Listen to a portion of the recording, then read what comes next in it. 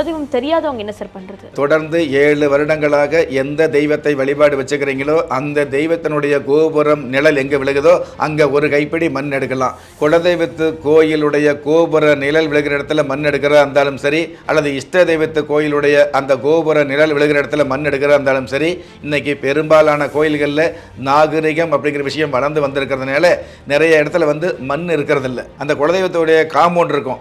எந்த ஒரு கோயிலாக இருந்தாலும் அந்த கோயில் இருக்கும். அந்த கோயிலில் ஒரு சின்ன காம்பவுண்ட் இருக்கும். அந்த காம்பவுண்டுக்கு வெளியில் சுமார் ஒரு 11 மீட்டர், அதாவது 8 அடி அப்படிங்கிற சாஸ்திரம் சொல்லியிருக்குது.